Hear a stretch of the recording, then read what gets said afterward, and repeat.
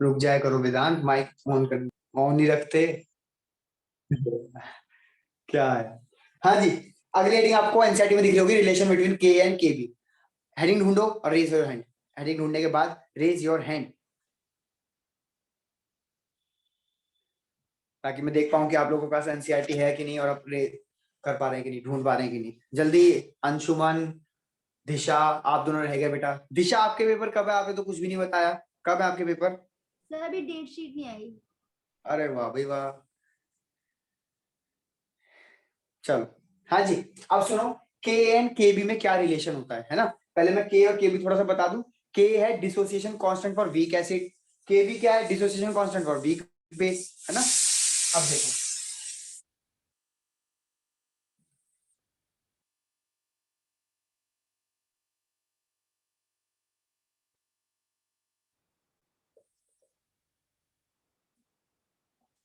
बेटा मैंने क्या करा, NH4 प्लस कहीं से लेकर आया, पानी से रिएक्शन कराया उसको, तो वो उसने अमोनिया बनाया और अपने अंदर से H प्लस को डोनेट कर दिया, और जो H प्लस डोनेट किया वो इसने गेन कर लिया, तो वो यहाँ बन गया।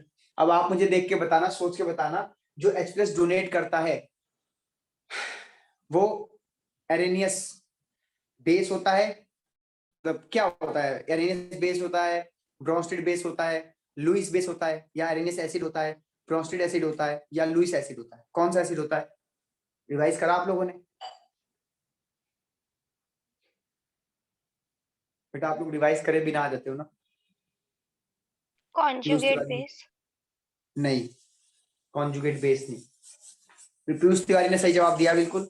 आप लोग बिना रिवाइज करे आते हो हर बार, कई दिनों से मैं नोटिस कर रहा हूँ।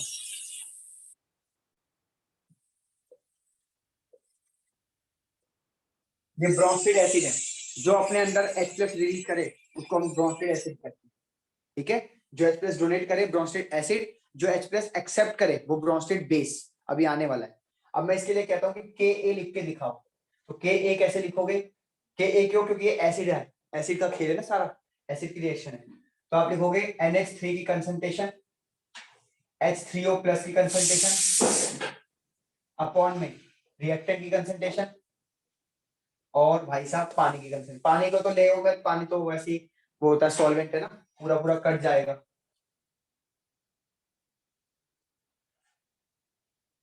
पानी को तो लेना बेकार है क्योंकि पानी कांस्टेंट होता है ना, ध्यान रखना। अब ऐसे ही मान लो एक रिएक्शन ये है, NH3 पानी के साथ रिएक्शन कराई, यहाँ से H प्लस एक्सेप्ट कर लिया तो बन गया ये NH4 प्लस, और यहाँ से बना OH माइनस। तो देखो यहाँ से यहाँ क्या हो रहा है, H प्लस एक्सेप्ट हो रहा है, ठीक, H प्लस एक्सेप्ट हो रहा है, तो ये क्या कहलाएगा? ये कहलाएगा ब्रोंस्टेड बेस। ये सब हम पहले करा चुके हैं, प्लीज गाइस रिवाइज करके आया करो। आप लोग रिवाइज करके नहीं आते हो तभी बेकार लगता है। अब इसके लिए जो मैं लिखूंगा इक्विलिब्रियम कांस्टेंट, उसको इक्विलिब्रियम कांस्टेंट ना बोल के उसको बोलूंगा Kb, dissociation constant for weak base. अब इसके लिए NH4 plus OH minus NH3 और पानी, आराम से लेना, ठीक है। अच्छा, पानी पानी को मैं लिख हटा रहा हूँ क्योंकि पानी जो है कांस्टेंट होता है, समय के साथ इतना चेंज नहीं होता, सॉल्वेंट है, तो उम्मीद करता हूँ आपको समझ आ जाएगा। हटा रहे हैं, ठीक है। चलो देख लो आप ध्यान से, होपफुली आप लोग समझ गए। अब एक काम करो बेटा, आप लोग ना Ka और Kb को मल्टीप्लाई करो। तो Ka Kb को मल्टीप्लाई करने का मतलब है इन दोनों को मल्टीप्लाई कर रहे हैं, है ना। इसको इक्वेशन 1 बोल लो, इसको इक्वेशन 2 बोल लो, और यहाँ लिख दो मल्टीप्लाई मल्टीप्लाई इक्वेशन 1 एंड 2। तो Ka इंटू Kb, और यहाँ लिख रहा हूं मैं NH3 H3O प्लस और NH4 plus multiply by NH4 plus OH minus and NH3, ठीक है। Ka का ये लिख दिया, Kb का ये लिख दिया। देखो NH3 से NH3 कट गया और NH4 प्लस से NH4 कट गया, क्या बचा? H3O प्लस और OH माइनस और Ka इंटू Kb। क्या मुझे कोई बच्चा बताएगा कि ये चीज कहीं देखी हुई लग रही है क्या? Yes sir. बताओ क्या है ये? Sir dissociation of water. हाँ, ये KW के बराबर है। ये चीज KW के बराबर है, आप जाके पीछे नोट्स में देख कर आओ, हमने KW ionic product of water कराया था, ionic product of Yes, water में sir. मल्टीप्लाई था, तो KA इंटू KB बराबर होता है KW के, और यही था रिलेशन। आपको तीनों में से एक वैल्यू दी जाएगी, सॉरी 2 वैल्यू दी जाएगी, तीसरी निकालनी होगी, और आपको याद भी होना चाहिए KW 10 की पावर -14 रहता है, तो KA देके KB पूछ लेगा या KB देके KA पूछ लेगा, आराम से देख लो, ये इसका रिलेशन है। ठीक है, टेक अ स्क्रीनशॉट, बढ़ते हैं आगे। चलो, होपफुली आपने स्क्रीनशॉट ले लिया होगा। तो KW की वैल्यू 10 के पावर -14 लेते हैं हम। हाँ बेटा, 25 डिग्री सेल्सियस पे, इसके लिए आपको जाना पड़ेगा उसी यस, पे वापस, हाँ ये तो याद है है। ना? बाय एक्सपेरिमेंट निकला था बेटा वो, अब इतना क्यों आया था वो मैं कह नहीं सकता, बाय एक्सपेरिमेंट देखा था मैं तो भाई साहब। ठीक है जी, चलिए। Okay. अब ये होमवर्क वाली हेडिंग प्लीज कर लेना, वरना फिर आप लोग मुझे जिम्मेदार ठहराओगे कि भैया हमारा कल आया नहीं, मैंने आपको होमवर्क दिया है। ठीक, अगली हेडिंग आपको दिख रही होगी, डाई एसिडिक पॉलीबेसिक, ऐसे करके दिख रही होगी। रेज योर हैंड हेडिंग ढूंढ के, रेज योर हैंड हेडिंग ढूंढ के, di and poly basic acid and di and poly acidic base, ऐसे करके raise your hand, raise your hand. सिर्फ 5 बच्चों ने कर रहा है यहाँ 9 बच्चे।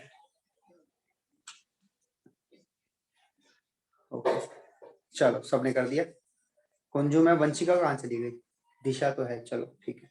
हाँ जी, अब सुनो, अगली हेडिंग है poly acidic and base, poly basic, है ना। मैं बेटा एक ही कराऊंगा इसमें, मैं सिर्फ आपको एसिड वाला करा देता हूँ, बेस वाला खुद ही कर लोगे, एसिड वाला सीख के बेस वाला खुद ही कर लो। ठीक है, ध्यान से मेरी बात सुनना, बहुत आसान है। देखो, जैसे आपके पास ये H3PO4 है, H3PO4, तो ये एक पॉली एसिडिक है, मतलब ये अपने अंदर से H+ ज्यादा रिलीज कर सकता है, जैसे HCl है वो तो एक ही रिलीज करेगा, तो उसको कहोगे मोनो एसिडिक। H2SO4 है, सल्फ्यूरिक एसिड है, वो 2 H+ रिलीज करेगा, दिखा देता हूं, देखो HCl H+, Cl-, एक ही रिलीज कर सकता है, एक मॉलिक्यूल एक ही H+ रिलीज करेगा। लेकिन अगर आपने एक मॉलिक्यूल सल्फ्यूरिक एसिड का लिया तो 2 रिलीज कर सकता है, Diacidic. हाँ, तो मोनो, डाई एंड फिर 2 से ज्यादा को ट्राई, टेट्रा या पॉली, तो हम पॉली बोलते नहीं हैं। समझ में आया सर, एक बार दोबारा बता दो। बेटा एक HCl का मॉलिक्यूल एक H+ रिलीज कर रहा है, तो ये आपका कहलाएगा मोनो एसिडिक। ये 2 रिलीज कर सकता है, अपने एक ही मॉलिक्यूल में से 2 H+ निकाल रहा है, तो डाई एसिडिक। ऐसी है पॉली एसिडिक। सर तो नहीं आया इसका क्या, दिमाग? नहीं आ गया सर, लेकिन इसका क्या मतलब हुआ फिर पॉलीबेसिक एसिड्स? वो अपोजिट, जैसे एसिड कॉन्जुगेट बेस नहीं बोलते थे, कॉन्जुगेट बेस पेयर, वैसा है वो है। वो भी आप पढ़ोगे एनसीईआरटी से, समझ आ जाएगा। ओके सर, अभी ठीक है। फिलहाल कॉन्सेप्ट समझो। अब सुनो, H3PO4 क्या करता है, अपने अंदर से एक H+ निकालेगा, तो बचेगा H2PO4 और H+। ये कैसे कैसे निकालेगा सर, क्या स्ट्रक्चर है, देखो स्ट्रक्चर दिखाते हैं आपको। हमने 4th चैप्टर में भी आपको इसका स्ट्रक्चर करवा दिया था, क्योंकि मुझे पता था इस समय पे यह पढ़ाना ही पड़ता है। ये लो, ये इसका स्ट्रक्चर है बेटा H3PO4 का, और यहाँ से ये H रिलीज होगा, ये वाला, तो इस पे माइनस आ जाएगा, है ना। मैं दिखा देता हूँ, ये इसका स्ट्रक्चर दिखा देता हूँ, P double bond O, OH, OH and O पे माइनस, इसका जो H था वो चला गया, ये रहा। होपफुली आप समझ गए। इसके लिए जो मैं लिख रहा हूँ इक्विलिब्रियम, उसको K1 बोल देता हूँ। बेटा जरा K1 बताना, तो बहुत आसान है K1 बताना, ये अपॉन में ये, है ना, लिख दोगे होपफुली, अपने आप लिख लेना, या मैं लिख देता हूँ, चलो मैं लिख देता हूँ, एक के लिए लिख देता हूँ, बाकी के लिए आप खुद कर लेना। ये लो, ए इस प्रकार से H3PO4, ठीक है जी। चलो अब एक काम करते हैं, अभी इसमें से और पॉसिबिलिटी है ना H जाने की, कितनी, 2 बार और जा सकता है, एक ये वाला H, एक ये वाला H, तो मैं लिख देता हूँ दोबारा H2PO4 माइनस, इसमें से एक बार H और निकालो, तो अब एक ही बचेगा, और PO4 अब 2 माइनस हो जाएगा, भाई पहले से ही एक ऑक्सीजन में माइनस था, ये रहा, अब एक और निकालो तो 2 माइनस हो गया, प्लस H+, इसके लिए K2, खुद लिख लेना, मैं नहीं लिख रहा। फिर आ जाओ HPO4 2 माइनस, तो ये बचेगा, कुछ भी H नहीं बचेगा, तो चला गया, तो बचेगा PO4 3 माइनस प्लस H+, और इसके लिए जो K लिखोगे उसको K3 बोल, इसके लिए K3 खुद लिख लेना, प्रोडक्ट की कंसंट्रेशन अपॉन रिएक्टेंट की कंसंट्रेशन। मैं थोड़ा स्ट्रक्चर बना देता हूँ, थोड़ा कंफ्यूजन आपको क्लियर कर दे। इसका स्ट्रक्चर ये होगा, P double bond O, O पे माइनस, O पे माइनस, O पे माइनस। इसका स्ट्रक्चर क्या होगा, P double bond O, O पे एक H, एक O पे माइनस, एक और O पे माइनस। और किसी का ड्राइंग मेरे ख्याल से आपको जरूरत होगी नहीं, आप बना लेंगे खुद ही, है ना, आराम से चेक आउट करो। चलो अब बढ़ते हैं आगे। अब एक रिलेशन और ध्यान रखो, अगर मैं इस रिएक्शन को जोड़ दूं बेटा, याद करो हैश लॉ में मैं एंथैल्पी को जोड़ने को कहता था, ऐसे मैं कह रहा हूं यहाँ पे इस रिएक्शन को जोड़ो, तो आप नोटिस करना इससे ये कट जाएगा, इससे ये कट जाएगा, यहाँ बचेगा H3PO4, ठीक, और यहाँ पे क्या बचेगा, एक H, एक H, एक H, 3H प्लस और PO4 3 माइनस, ये बचेगा, आराम से चेक कर लो। और इसके लिए जो K लिखोगे वो लिखोगे K4। अब याद करो हैश लॉ में जब रिएक्शन जोड़ते थे सर तो इनकी इंथैल्पीज को वहां जोड़ पे देते थे। H प्लस दो हाँ H बेटा, प्लस 2H प्लस नहीं होगा सेकेंड रिएक्शन में? बेटा वो H प्लस हम यहाँ नहीं लिख रहे हैं, वो H प्लस चला गया, उसको हम अलग लिख रहे हैं, उसको नहीं लिख रहे, अच्छा ठीक है, ओके। ऐसे इस वाले को भी यहाँ नहीं लिखा, ये अपना अलग है, ठीक है। अब ये जो आपने इनको जोड़ा रिएक्शंस को, तो इंथैल्पी जोड़ देते, ये इंथैल्पी तो है नहीं, तो इक्विलिब्रियम कांस्टेंट है, इसका मैं आपको रिलेशन भी दिखाया था कि जब इक्वेशन को जोड़ते हैं तो इक्विलिब्रियम कांस्टेंट को मल्टीप्लाई करते हैं, तो ये आपस में ये बनेगा K1 into K2 into K। ये भी एक रिलेशन हो सकता है कि आपको 3 अलग अलग K दे दे और कहे ओवरऑल बताइए, तो ओवरऑल आप मल्टीप्लाई कर देना तो ओवरऑल आ जाएगा। फिर से सुनो क्या कह रहा हूँ, 3 अलग अलग इक्वेशंस हैं, तीनों का अलग अलग K दे देगा, कहेगा फाइनल का बताइए, तो आप भैया मल्टीप्लाई करके बता दें, ठीक है, स्क्रीनशॉट लो। चलो बढ़ते हैं आगे, स्क्रीनशॉट ले लिया होगा आपने, ठीक है। अब सुनो, इसी में एक कॉन्सेप्ट और है बेटा, value of K1 K2 and K2, relation, relation in, छोटा छोटा सा लिख रहा हूँ, छोटा छोटा सा लिख रहा हूँ लेकिन बोल रहा हूँ बड़ा बड़ा, कि relation in K1, relation in value of K1 K2 K3। ध्यान सुना मेरी बात, मान लो K1 की वैल्यू 2 है, मान लो K1 की वैल्यू 2 आई, अब मैं मान जाऊंगा अगर आपने किसी बच्चे ने दिमाग लड़ा के बता दिया कि K2 की वैल्यू इससे कम आएगी, इससे ज्यादा आएगी या इसके बराबर आएगी, चलो मान जाऊंगा अगर तुमने कोई कॉन्सेप्ट लगा के बता दिया कि K2 की वैल्यू जो है कम आएगी, ज्यादा आएगी या सेम रहेगी, विद लॉजिक, तुक्का तो मारोगे मारोगे, लॉजिक बताओ, आपके पास 1 मिनट का समय है अगर आप सोच सकते हो तो।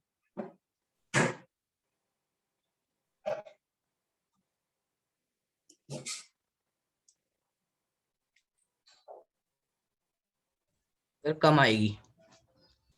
क्वेश्चन रिपीट कर दूं पीयूष, देखो K1 की वैल्यू 2 आ गई, अब मैं कह रहा हूं जो K2 तुम निकालोगे यहां से तो कम आएगी, ज्यादा आएगी या उतनी ही आएगी, सर और कम K आएगी। है क्या, प्रोडक्ट अपॉन रिएक्टेंट, बेटा कम क्यों आएगी बताओ। सर क्योंकि H प्लस के जो आयन है वो यहाँ पे कम हो गए ना, तो कंसंट्रेशन H प्लस की कम हो जाएगी। तो क्या दिक्कत है, तो ये H प्लस हट चुका है, भैया सोच लो ये H प्लस यहाँ आती है, ये अलग है, ये अलग है, ये अलग है, इंडिविजुअल है रिएक्शंस, रिएक्शन सारी इंडिविजुअल है। अब देखो मैं बताता हूँ आप कौन से बच्चों, बताना आपको हजम हो रहा है कि नहीं। देखो यहाँ पे न्यूट्रल मॉलिक्यूल था, आपने एक H निकाल दिया, ठीक है, इसकी वैल्यू आ गई। अब जब आप इसमें से H निकालने वाले हो तो ये ड्राइंग कहाँ पे, ये ड्राइंग ये रही, ये रही ना ड्राइंग। अब ध्यान सुनना, ये H जो है मैं इसको थोड़ा बड़ा बनाता हूँ भाई साहब, तब आपको समझ आएगा, P double bond O OH OH और यहाँ पे O पे माइनस, भाई ये इलेक्ट्रोनेगेटिव होता है, नेगेटिव हो जाएगा पार्सली, ये partially positive, partially negative, partially positive, बेटा नेगेटिव और पॉजिटिव यहाँ पे अट्रैक्शन होने लग जाएगा, इलेक्ट्रोस्टैटिक फोर्स ऑफ अट्रैक्शन, जिसकी वजह से इस H प्लस को बाहर निकलने में दिक्कत होगी, क्योंकि इस H प्लस को इसने भी चिपका रखा है, इसने भी चिपका रखा है पहले वाले में। अगर आप सोचोगे सर यहाँ से भी अट्रैक्शन है, तो मान के चलो यहाँ से भी अट्रैक्शन है, कोई दिक्कत नहीं है मुझे, मान लो आप तो एक बार बताओ, जब यहाँ पे इसका अट्रैक्शन तगड़ा हो गया तो क्या ये अब और H प्लस रिलीज करेगा, नहीं करेगा, और जब ये और H प्लस रिलीज ही नहीं करेगा तो ये वैल्यू क्या बड़ी हो जाएगी, नहीं होगी, क्योंकि ये वैल्यू क्या होती है, ये वैल्यू होती है प्रोडक्ट अपॉन में रिएक्टेंट की कंसंट्रेशन, और प्रोडक्ट में H प्लस है, जब ये कम निकल रहा है तो वैल्यू ऊपर कम, तो ओवरऑल आंसर 2 से कम आएगा, ध्यान रखना ये सही है, मतलब अगर ये 2 है तो ये 1 आएगा। इसी प्रकार से अब यहाँ आ जाओ, इसमें से H प्लस निकालना और मुश्किल हो जाएगा, क्योंकि ऐसे केस में 2 पे O माइनस है, देख लो अब यहाँ से पार्शियली ये भी अट्रैक्शन, ये भी अट्रैक्शन, तो इस H+ को निकालने में बहुत दिक्कत आने वाली है। ठीक है जी, तो इसके K3 की वैल्यू और छोटी आ जाएगी, लेट्स से 0.5। रैंडम वैल्यूज है, इसका सच मत मानना, बस रिलेशन सही होगा। रिलेशन क्या आ जाएगा, K1 ज्यादा होगा K2 से एंड K2 ज्यादा होगा K3 से। ठीक, रीजन क्या लिखे, because it is difficult to remove H+ ion from negative क्या बोले इसको, species, negative species, due to strong electrostatic force of attraction. ठीक है जी, मैंने पूरा लिख दिया, ठीक है स्क्रीनशॉट। बढ़ते हैं आगे, चलो बढ़ रहे हैं आगे। होपफुली आपको समझ आ गया, कोई डाउट भी नहीं रहा होगा। अभी मैं आपको एनसीईआरटी पढ़ने भी भेजूंगा, बेफिक्र रहो। आज हम 10:15 तक क्लास भले ले लें, लेकिन आज पूरा फिनिश करके जाएंगे कॉमन आयन तक। ठीक है,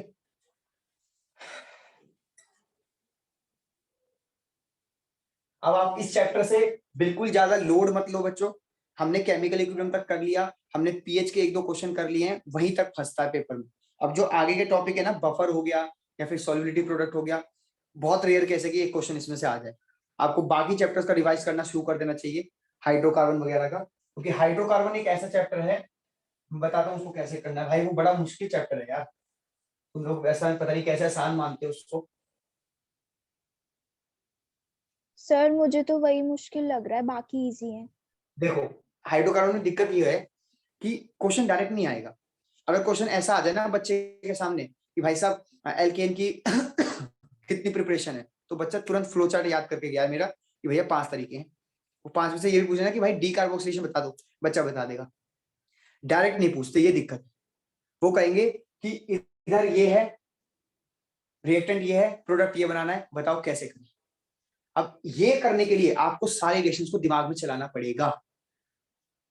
जैसे क्वेश्चन आ जाए, पता नहीं तुम लोगों को डिवाइस तो है नहीं, कोई बात नहीं, मैं क्वेश्चन हल्का सा दिखा दूं।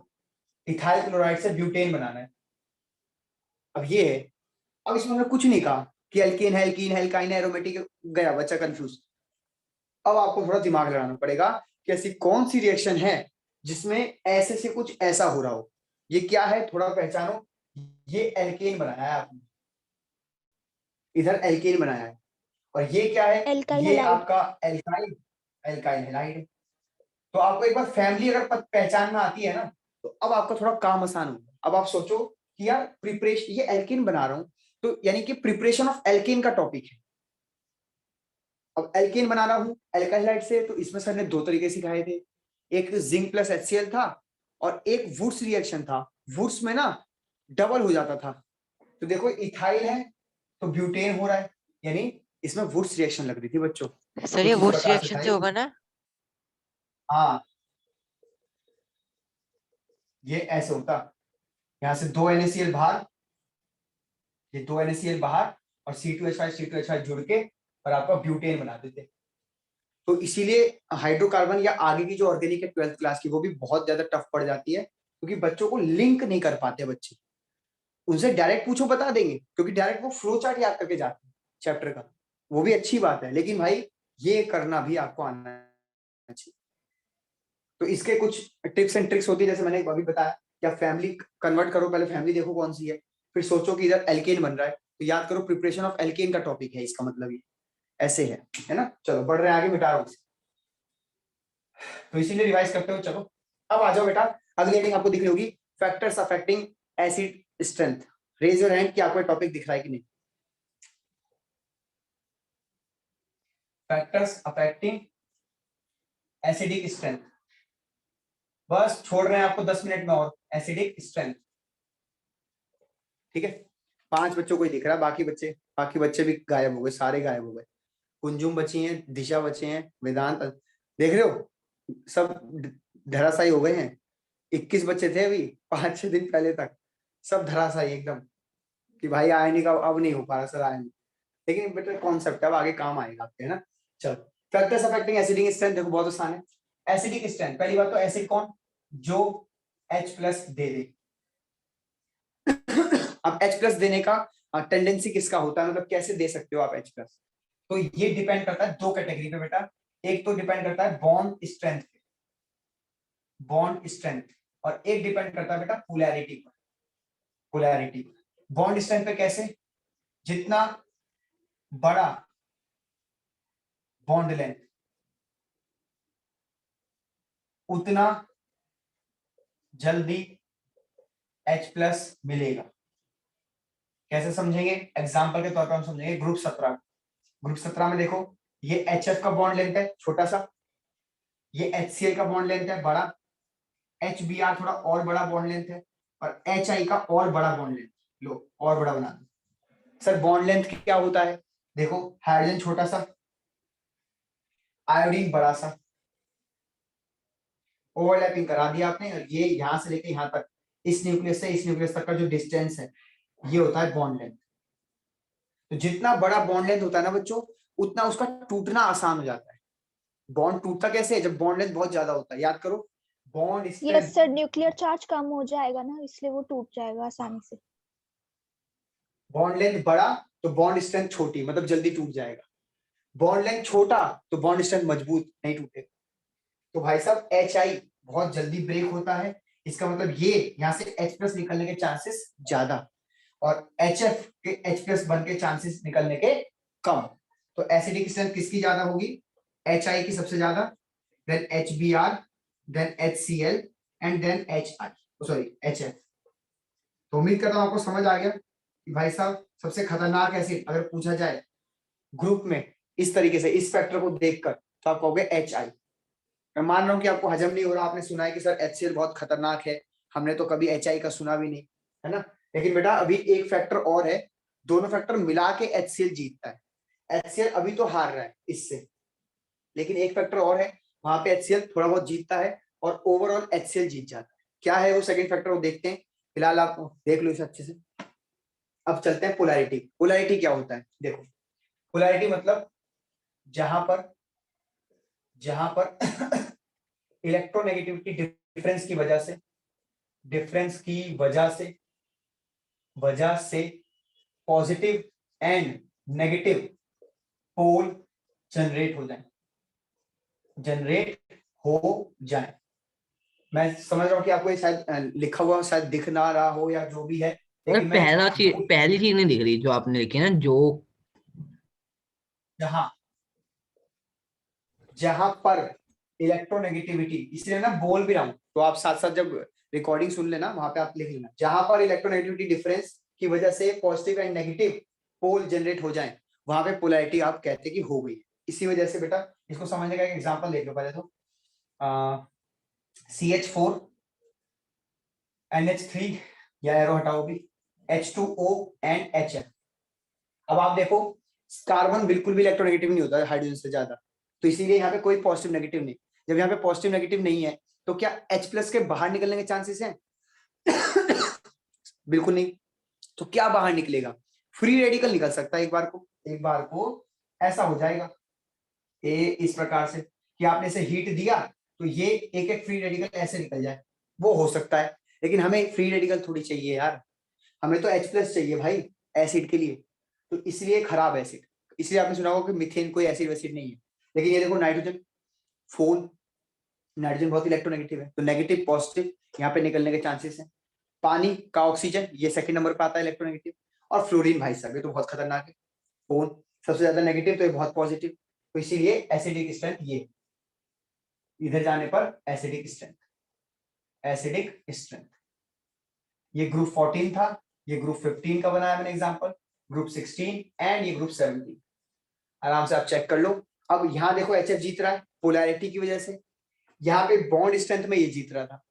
तो HCl जो है, HCl में भी पोलैरिटी होती है क्योंकि क्लोरीन ज्यादा इलेक्ट्रोनेगेटिव होता है, तो यहाँ पे पोलैरिटी भी आ जाती है, यहाँ पे इसकी बॉन्ड स्ट्रेंथ भी काफी कमजोर हो जाती है। इस चक्कर में HCl जो है दोनों फैक्टर में जीत जाता है, जबकि HI जो है इसमें तो जीत गया, पर HI में ना माइनस नेगेटिव और माइनस पॉजिटिव बहुत कम होता है, क्योंकि आयोडीन इलेक्ट्रोनेगेटिव नहीं है इतना ज्यादा, तो अपने ऊपर इलेक्ट्रॉन खींच के नेगेटिव हो नहीं पाता। तो जब नेगेटिव पॉजिटिव इतना नहीं है तो सिर्फ इसमें तो जीत जाएगा, पर इस वाले फैक्टर में नहीं जीत पाता, इस वाले में HF जीत रहा है। तो HCl जो है दोनों जगह ठीक ठीक वैल्यू है ना। मैग्नीट्यूड जब आप इसका फॉर्मूला भी हो निकालोगे तो HCl यहाँ और यहाँ मिला के ओवरऑल जीत जाता है, इसीलिए HCl ज्यादा खतरनाक है रेदर देन HI। उम्मीद करता हूँ आपको समझ आ गया। टेक अ स्क्रीनशॉट, बढ़ते हैं आगे। क्योंकि HCl जो है वो भी ग्रुप 17 में हो गया ना, तो उसकी एसिडिक स्ट्रेंथ भी ज्यादा हो गई। बढ़ते हैं आगे, मिटा रहा हूं बस बेटा। अब last heading common ion effect, जो कि आप पहले ही पढ़ के आ चुके हो। जी हाँ, कॉमन आयन इफेक्ट आप पहले ही पढ़ के आ चुके हो। देखो, कॉमन आयन इफेक्ट अब बिल्कुल भी मन नहीं करता 11th को पढ़ाने का। बहुत तुम्हारा भी मन नहीं करता होगा पढ़ने का, करता है? बहुत ऐसा लग रहा है पता नहीं कितने महीने हो गए पढ़ते हुए 11th को, हाँ है ना? नहीं लग रहा? मुझे लग रहा है क्या बस? सर नहीं, मेरा तो सर, आप सेशन हर एंड साल होगा पढ़ते तो हैं। मेरे को जो 11th रिवाइज भी करनी है। अच्छा वेदांत, तुम्हें नहीं लग रहा कि हम बहुत दिनों से पढ़ रहे हैं, बहुत महीने हो गए, ऐसा लग रहा है पता नहीं कितने साल से पढ़े ही जा रहे हैं केमिस्ट्री? नहीं लगता? कुंजुम, तुम्हें क्या लगता है? कुंजुम तुम हो यहाँ या कि चली गई? कुंजुम है ही नहीं मुझे लग रहा है, सब माइक खाना खा रही होगी या तो ये दिशा दिशा दिशा खाना बहुत खाती है वही क्लास में। दिशा, यस सर। चलो अभी नहीं खा रही है फिलहाल तो, सही आवाज है। हाँ जी, कॉमन आयन इफेक्ट सुनो क्या है। एक इथेनॉइक एसिड ले लो, ठीक, इसे तोड़ दो, ये लो, ये बंद बर्तन में रिएक्शन होगी, ऑब्वियस सी बात है, आपको पता ही होगा क्या इक्विलिब्रियम जो है बंद बर्तन में होना चाहिए। अब एक काम करते हैं, आप यहाँ पे ये एसीटेट आयन, इसको बोलते हैं एसीटेट, और क्योंकि नेगेटिव है इसलिए एसीटेट आयन, आप एसीटेट आयन डाल दो। जैसे आप एसीटेट आयन डालोगे तो क्योंकि एसीटेट आयन यहाँ पे कॉमन हो जाएगा, और इस चक्कर में रिएक्शन बताओ बैकवर्ड भागेगी या फॉरवर्ड ही रहेगी? बताओ। बैकवर्ड। बैकवर्ड भागेगी due to addition of CH3COO minus ion, या फिर आप इसे ब्रैकेट में लिखेंगे, अब नया नाम आ गया कॉमन आयन। कॉमन आयन मतलब जो यहाँ पहले से ही था वही तुमने डाला है, सुनो ध्यान से, जो यहाँ पहले से ही था वही तुमने डाला है, कॉमन आयन। H+ भी डाल सकते थे पर मैंने ये डाल के दिखाया। तो due to addition of CH3CO minus ion या common ion, reaction go backward according to Lee-Chatelier principle, according to Lee-Chatelier principle, ठीक। और ली-चैटलियर प्रिंसिपल के हिसाब से बैकवर्ड जाएगी, जिसकी वजह से क्या होगा बच्चों? Due to this the dissociation of CH3COOH is suppressed. मतलब जो ये टूट रहा था, डिसोसिएशन हो रहा था, ये और सप्रेस हो जाएगा, और पीछे जाने का मतलब बिल्कुल कम टूटेगा, सप्रेस्ड। देखो एक तो वैसे ही कम टूट रहा था, है ना, वीक इलेक्ट्रोलाइट आपको पता है ना बहुत कम टूटता है, और ये डालने से और पीछे आ गया, यानी जितना टूटा था वो भी नहीं टूट रहा। तो वही लिखा है due to this the dissociation of CH3COOH is suppressed, कम हो जाना, सप्रेस हो जाना किसी चीज का, कम हो जाना, पहले के मुकाबले और कम हो जाना।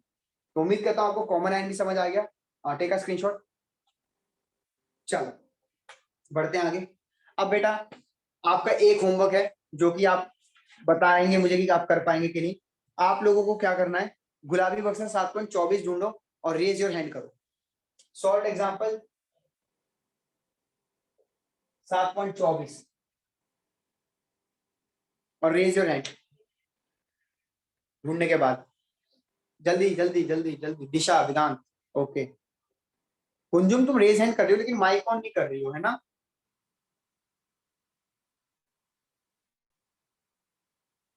अब तो कर लो, अब भी नहीं करोगी? Yes sir.